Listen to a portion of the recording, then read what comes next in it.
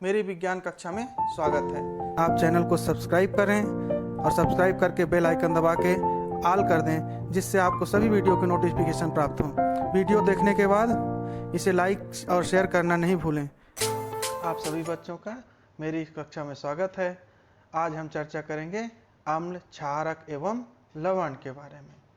खाना खाते समय यदि सब्जी कपड़ों पर गिर जाए तो हल्दी का दाग लग जाता है। आपने इस प्रकार लगे दागों को साबुन से छुड़ाने का प्रयास किया होगा। क्या इस प्रयास में आपने हल्दी का रंग बदलते देखा है? इसका क्या कारण है? सोचिए। वैसे आगे मैं बताऊंगा, लेकिन तब तक आप सोचने का प्रयास करिए।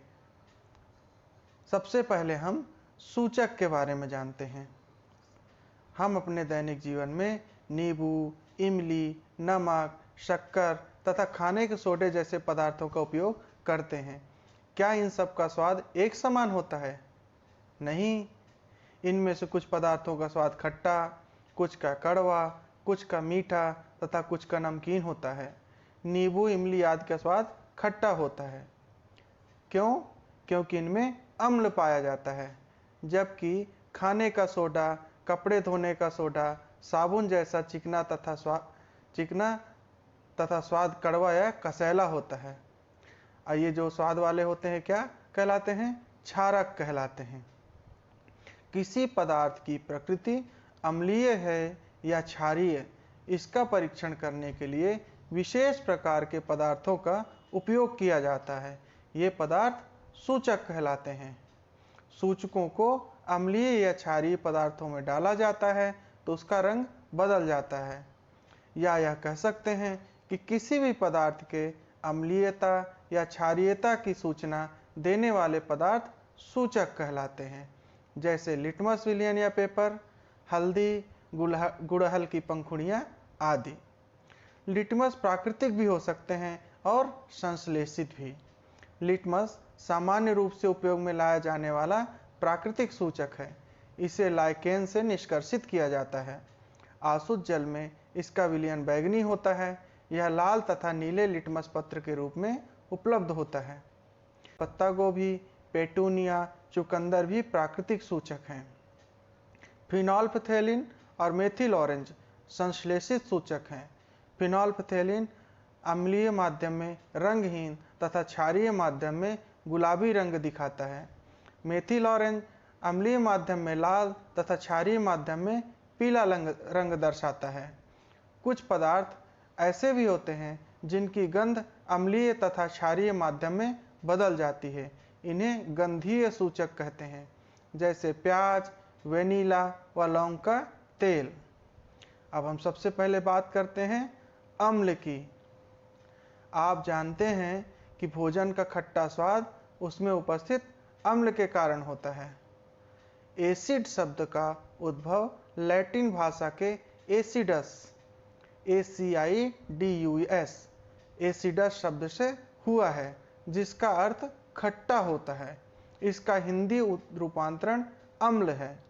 नींबू, संतरा, आंवला, इमली, कच्चा आम आदि इनमें उपस्थित अम्लों के कारण खट्टे होते हैं। चींटी के काटने से होने वाली जलन का आपने अनुभव किया होगा। यह जलन फार्मिक अम्ल के कारण होती है।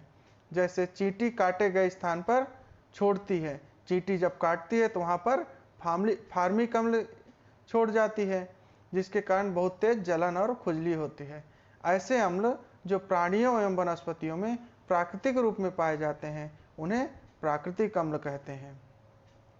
कुछ प्राकृतिक अम्ल तथा स्रोतों की जानकारी इस तरह है।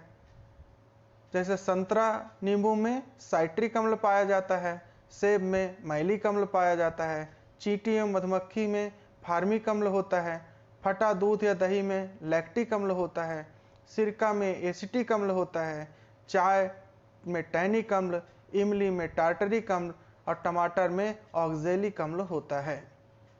हम भूमि से प्राप्त खनिजों से भी अम्ल प्राप्त करते हैं, जैसे हाइड्रोक्लोरिक अम्ल, सल्फ्यूरिक अम्ल, नाइट्रिक अम्ल आदि। इन्हें खनिज अम्ल कहते हैं। खनिज अम्ल भी स्वाद में खट्टे होते हैं।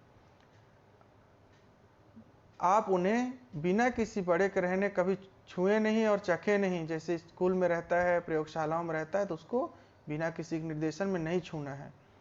यदि शुद्ध अम्ल में अधिक मात्रा में पानी मिला हो तो उसे तनु अम्ल कहते हैं या डाइल्यूटेड एसिड बोलते हैं। यदि शुद्ध अम्ल में पानी की मात्रा कम हो तो उसे सांद्र अम्ल या कॉन्सनट्रेटेड एसिड कहते हैं। जब कभी पीतल या कांसा के बर्तन में कोई खट्टी वस्तु अधिक समय तक रखी जाती है तो उस बर्तन के अंदर की दीवार पर नीला हरापन आ जाता है। पीतल तथा कांसे में उपस्थित तांबा अम्ल से क्रिया कर नीला हरा यौगिक बनाता है। इस क्रिया को रोकने के लिए पीतल के बर्तनों पर टिन यानी रांगा की कलई की जाती है। कलई करना मतलब उसके ऊपर एक पतला परत चढ़ा देना या पेंट कर देना। कलई की यह परत बर्तन को अम्ल से संक्षारित होने से बचाती है। संक्षारित मतलब नुकसान हो उसके क्षरण से बचाती है। आपने देखा होगा कि लोहा, चांदी इत्यादि धातुओं से बनी वस्तुओं की सतह नम हवा के संपर्क में रहने पर मलिन पड़ जाती है, उसे हम संक्षारण कहते हैं। इसे लोहे पर जंग लगने की अभिक्रिया द्वारा समझ सकते हैं। जंग लगना ऐसा रासायनिक परिवर्तन है जो लोहे की वस्तुओं को प्रभावित करता है, अतः जंग लगने के कारण बहुत अधिक हानि होती है। इसे लोहे पर जंग लगने की अभिक्रिया द्वारा समझ सकते हैं।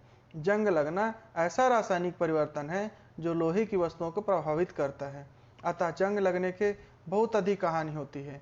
जंग लगने की अभिक्रिया को हम इस समीकरण द्वारा समझ सकते हैं कि लोहा और ऑक्सीजन और पानी मिलके लोहे का ऑक्साइड यानी आयरन ऑक्साइड बनाते हैं, जिसको हम जंग बोलते हैं। जंग लगने के लिए ऑक्सीजन और जल या जल वाष्प दोनों आवश्यक हैं। यदि लोहे को इनके संपर्क से बचा कर रखा जाए तो लोहे को जंग लगने से रोका जा सकता है। इसका सरल उपाय है लोहे की वस्तुओं पर पेंट अथवा ग्रीस की परत चढ़ाना। एक अन्य उपाय है लोहे के ऊपर क्रोमियम अथवा जस्ता जो जिंक है जैसी धातु की परत चढ़ाना। यह लेपन या गैल्वेनाइजेशन कहलाता है। जब वस्तु का हवा की नमी तथा ऑक्सीजन से संपर्क टूट जाता है तब जंग नहीं लगता है। इस प्रकार संक्षारण रोका जा सकता है। एक परख नली में लगभग 1/4 भाग तनु हाइड्रोक्लोरिक अम्ल लेकर उसमें दानेदार जिंक डालने पर जो गैस बनती है उसे परख नली के मुंह से निकलने वाले गैस के मार्ग में जलती हुई माचिस की तीली ले जाने पर पाया जाता है कि गैस नीली लौ के साथ जलने लगती है तथा पॉप की आवाज उत्पन्न होती है। यह गैस हाइड्रोजन होती है। इस चित्र में दिखाया गया है, यानी जिंक और हाइड्रोक्लोरिक एसिड मिलकर जिंक का क्लोराइड और हाइड्रोजन गैस बनाते हैं। अम्ल कुछ धातुओं से क्रिया कर हाइड्रोजन गैस मुक्त करते हैं। अब अगर एक परख नली में संगमरमर का चूरा ले लें और उसमें थोड़ी मात्रा में तनु हाइड्रोक्लोरिक अम्ल मिलाएं तो हम पाएंगे कि परख नली से बुदबुदाहट के साथ एक गैस निकलती है। चूंकि संगमरमर में कैल्शियम कार्बोनेट पाया जाता है जो तनु हाइड्रोक्लोरिक अम्ल के साथ क्रिया कर कार्बन डाइऑक्साइड गैस उत्पन्न करता है।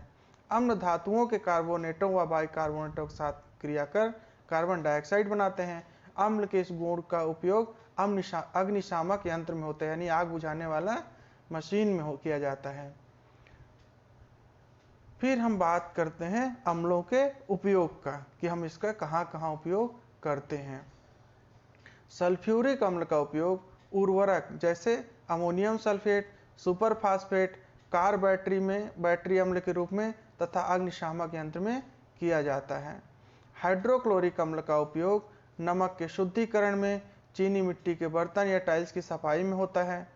नाइट्रिक अम्ल का उपयोग उर्वरक जैसे अमोनियम नाइट्रेट बनाने में तथा सुनार, सोने, चांदी के गहनों की सफाई में करते हैं। सल्फ्यूरिक अम्ल का एक उपयोग हमने जाना कि अग्निशामक यंत्र में होता है। यह किस तरह काम करता है?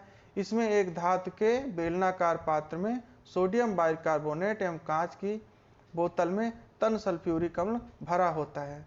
बोतल में गुंडी लगी रहती है। आग लगने पर अग्निशामक यंत्र की गुंडी को किसी कठोर सतह पर पटकने से अंदर वाली कांच की बोतल टूट जाती है, जिससे सल्फ्यूरिक अम्ल बेलनाकार पात्र के सोडियम कार्बोनेट से क्रिया कर कार्बन डाइऑक्साइड बनाता है और कार्बन डाइऑक्साइड आग बुझाने में सहायता करती है। मतलब सोडियम बाइकार्बोनेट और सल्फ्यूरिक अम्ल मिलकर सोडियम सल्फेट पानी और कार्बन डाइऑक्साइड बनाते हैं। आज की कक्षा में इतना ही। इसके आगे क्षार और लवण के लिए फिर अगली कक्षा में साथ में आएंगे। तब तक के लिए धन्यवाद।